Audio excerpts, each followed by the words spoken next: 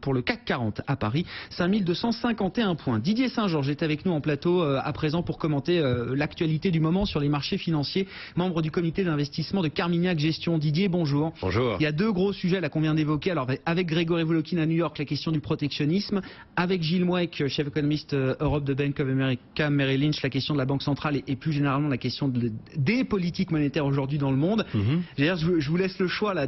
Il y a un sujet qui est un peu nouveau, c'est quand même la question du protectionnisme là. Est-ce que c'est un risque est-ce que c'est un risque qui était parfaitement identifié pour vous? Il n'y a pas de surprise, il n'y a pas de nouveauté, ou est-ce que malgré tout, c'est quand même quelque chose là qui revient un peu dans le radar des investisseurs? Alors que ça revient dans le radar des investisseurs, c'est sûr, mais c'est vrai que j'aurais tendance à être entièrement d'accord avec ce qu'a dit Grégory Volokhin tout à l'heure. Je viens juste de l'entendre. Ouais. C'est-à-dire que, enfin, je pense qu'il faut partir de l'idée que Donald Trump a beau être Trump, il n'est pas fou.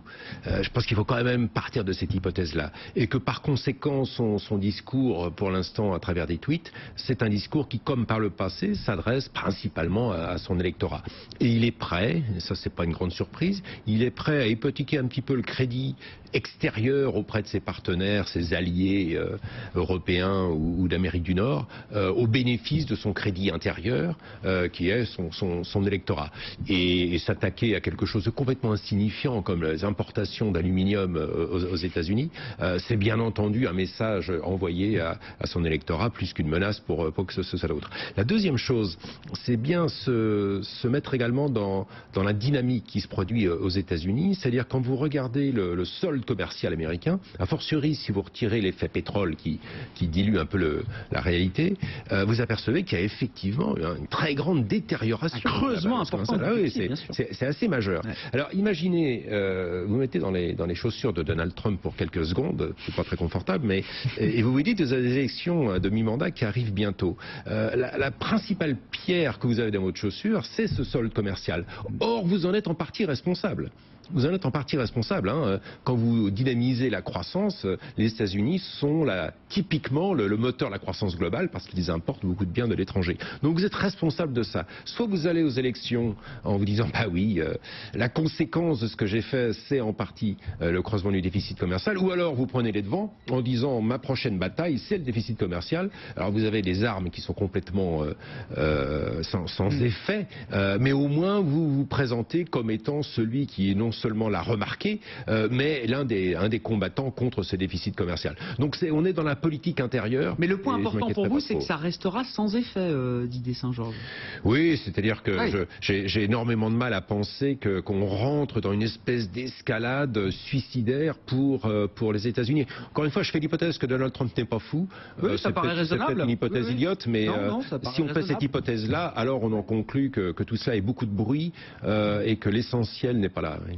Alors, le vrai sujet de fond pour vous, et je crois que vous l'écrivez dans votre note mensuelle chez Carmignac, c'est le changement de régime de liquidité qui attend ou qui est en train de se mettre en place pour les marchés et pour les investisseurs. Voilà. Qui est le miroir finalement de ce qu'on a connu, alors à l'inverse en 2009. Oui, exactement. Là, je pense qu'on est effectivement vraiment dans le sujet, c'est-à-dire que depuis 2009, on se félicitait tous naturellement du fait que les banques centrales soient venues au secours à la fois de l'économie et des marchés, donc très bien, QI1, QI2, QI3, la Banque centrale infini, même à un moment, c'était voilà, ça. QI infini, etc.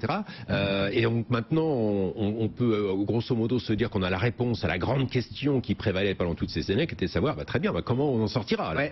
On aurait pu craindre, certains craignaient d'ailleurs qu'on en sorte par un effondrement, un échec total, l'économie qui s'effondre, l'inflation qui s'effondre, 1929, donc, très bien, on a échappé à cela. On sort par le haut. Parfait, on sort par le haut. Les banques centrales sont en mesure de dire, peut-être en trichant un petit peu d'ailleurs, mais de dire mission accomplie. Mission accomplie, ça a été difficile, ça a été long, mais enfin on y arrive, l'économie repart, l'inflation repart. Parfait, très bien.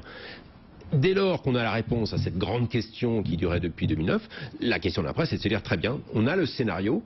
À partir de là, quelle doit être la conséquence pour les actifs financiers? Et je pense qu'il faut accepter deux choses. La première, c'est qu'il faut être relativement humble dans les interprétations, les anticipations de ce changement de régime pour les marchés. Souvenons-nous qu'en 2009, des esprits brillants voyaient dans le quantitative easing une menace terrible pour l'inflation. Vous vous souvenez, l'idée d'imprimer de la monnaie allait mener une surinflation dans le monde entier, une explosion des taux d'intérêt. Il s'est passé tout le contraire. Et d'ailleurs, dans le même temps, beaucoup disaient l'économie va rester faible, par conséquent, n'investissez surtout pas sur les marchés actions. Et on a eu le bull market du siècle. Donc je pense qu'il faut être assez humble. Personne n'a la moindre expérience. Pas vous, pas moi, mais pas non plus Jay Powell en charge de la Banque centrale américaine et pas non plus Mario Draghi, de ce que peut être l'effet à la fois pour l'économie et pour les marchés d'une réduction de l'intervention des banques centrales sur les stocks de dette dans le marché et a fortiori un retournement de balancier, c'est dans le cas de la Banque centrale américaine, non seulement ils n'achètent plus, mais ils revendent. Mesurer ce que peut être l'impact de cela sur les taux d'intérêt, sur l'inflation, sur la croissance, c'est extrêmement difficile à mon avis et c'est une des raisons d'ailleurs pour lesquelles les banques centrales sont très prudentes. Mais la vraie question, elle est là. Et c'est là où le match croissance-inflation va être crucial pour la suite. La mer se retire, il y aura peut-être des effets de prix qui vont se retrouver effectivement au fur et à mesure que les banques centrales se retirent. Mais qu'est-ce qui vous inquiète le plus aujourd'hui dans le match croissance-inflation? C'est le risque quand même d'un rebond de l'inflation ou d'une surréaction des banques centrales à une inflation qui pourrait donner des signaux un peu de surchauffe, ou est-ce que c'est une inquiétude sur la croissance que vous avez comme vous aujourd'hui? dites, tout est lié. C'est-à-dire que je pense que le risque principal, c'est que la Banque centrale américaine soit tout à fait justifiée à se dire on a une fenêtre qui risque de durer assez peu de temps, une fenêtre ouverte, pour essayer de normaliser la politique monétaire. On ne peut pas, imaginez encore, cette fois-ci vous changez de chaussure, prenez celle de Jay Powell, et vous vous dites, j'ai deux possibilités, soit j'attends, je prends le risque que l'inflation remonte vraiment sérieusement avant de resserrer les taux d'intérêt, et dans ce cas-là, tout le monde le prend bien aujourd'hui, mais on provoque vraiment une correction c'est pas l'option qu'ils ont choisie, ils ont déjà monté 4-5 fois les taux là. Donc exactement, donc c'est pas cette option-là que je choisis. Si vous êtes banquier central, vous vous dites au contraire, l'inflation présente encore la possibilité qu'elle retombe, mais je ne veux pas prendre le risque d'être en retard, donc je recommence à monter les taux maintenant, je réduis mon bilan, etc. C'est effectivement le choix qui est pris. Très bien, mais ça veut dire deux choses. La première, c'est qu'il faut s'attendre à ce que les taux continuent de monter. Si vous êtes banquier central américain, vous ne pouvez pas prendre le risque d'attendre. Donc les taux vont monter et le dollar faible autorise d'autant plus la Banque centrale américaine à remonter ses taux. Donc il faut s'attendre à ça. Ce qui amène à la réponse à votre question, qui est de se dire, à partir de là, si finalement ces menaces d'inflation ne sont qu'un effet de base principalement, qu'en réalité le monde n'est pas devenu inflationniste, que la croissance américaine, elle est plutôt en fin de cycle, voire à bout de souffle, alors on peut se retrouver d'ici quelques mois avec des taux qui sont montés, une banque centrale qui a resserré son discours et une économie et une inflation qui recommencent à baisser. Et c'est là qu'est le risque de marché principal, me semble-t-il. Qu'est-ce que ça implique justement pour l'investisseur? Comment on va se protéger de cette situation ou en tirer profit selon vous, Didier Saint-Georges? Je pense que ça veut dire qu'il y a deux phases. La première phase, qui est la phase dans laquelle on est rentré depuis un mois ou à peu près, c'est cette phase où les marchés, à juste raison, se posent la question que vous posiez. À savoir, dans cet arbitrage entre menaces inflationnistes, croissance et politique monétaire qui doit se normaliser, quel va être le résiduel, je dirais, pour les marchés? Et personne n'en sait rien.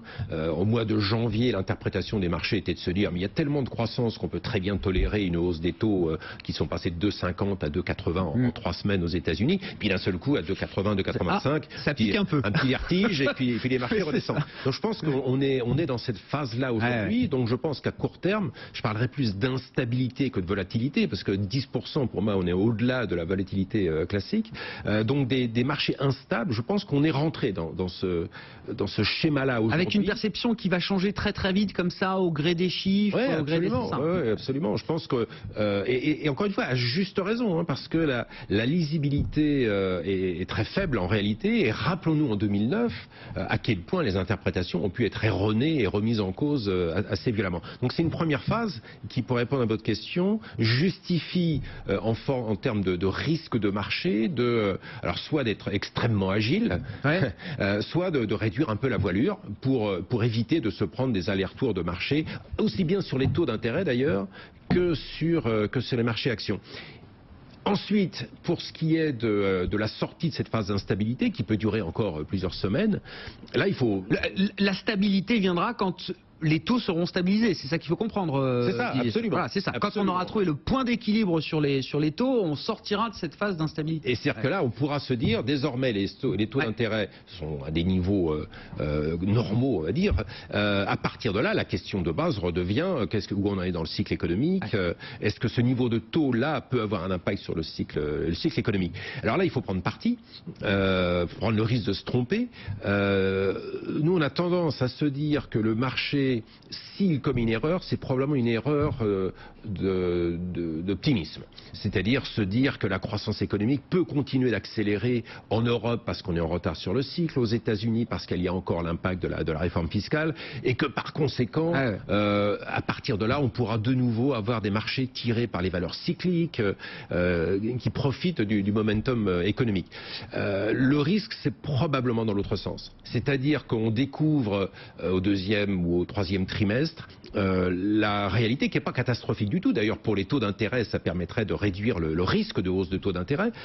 Mais on se rend compte que l'économie chinoise, gentiment, commence à ralentir, que l'économie américaine elle-même profite en réalité assez peu de cette réforme fiscale, et que l'économie européenne, qui est une économie très exportatrice, qui a énormément profité du rebond chinois, de la croissance américaine, elle-même subit le coup de ce ralentissement-là. Donc l'argument aujourd'hui, c'est de dire sur les constructions de portefeuille, se mettre de plus en plus sur des valeurs qui ne subiront pas ce ralentissement cyclique à partir du deuxième semestre. Et alors oui, c'est ça, un secteur qui traverse les cycles aujourd'hui, enfin ça fait un moment que vous en parlez, c'est la tech. Bien sûr, absolument. La grande tech américaine, inoxydable là. Oui, alors attention parce qu'on met plein de choses dans la tech maintenant.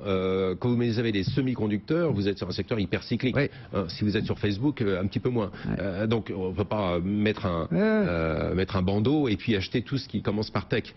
Mais dans le secteur de technologie, enfin vous le savez parfaitement, vous avez des segments, des entreprises dont la croissance de résultats n'est absolument pas dépendante de votre hypothèse de croissance du PIB au deuxième semestre. Et les valorisations, dans pas mal de cas, sont des valorisations où vous payez grosso modo une fois la croissance. Facebook étant l'archétype de cela. Donc effectivement, ça peut paraître terriblement ennuyeux, mais je pense que ce créneau, ce segment de marché qu'il faut gérer activement, parce qu'il y a des périodes de surperformance, d'excès de valorisation, et là il faut savoir prendre ses profits pour revenir un peu plus bas, donc il faut le gérer intelligemment. Mais ce positionnement dans la perspective du deuxième semestre, moi, me paraît toujours tout à fait l'actualité. S'il y a un peu moins de croissance, voilà, la croissance aura un prix et on retrouvera peut-être de l'intérêt pour des valeurs qui en génèrent en permanence. Voilà, et les valeurs industrielles, les cimentières, les manufacturières, etc., qui ont été un excellent endroit où s'investir sur les 2 dernières années, commenceront à souffrir nettement plus. On se demandait en début d'année, on avait fait une table ronde comme ça, est-ce que 2018 sera 2017 bis repetita, ou est-ce que non, ce sera une année de rupture, de changement? Voilà, on a déjà quand même beaucoup de réponses par rapport à ça. Oui, on a vraiment une inflexion là qui se dessine pour 2018. Merci beaucoup Didier Saint-Georges d'avoir été avec nous en plateau cet après-midi, membre du comité d'investissement de Carmignac Gestion. Bientôt 16h30, on va se reconnecter au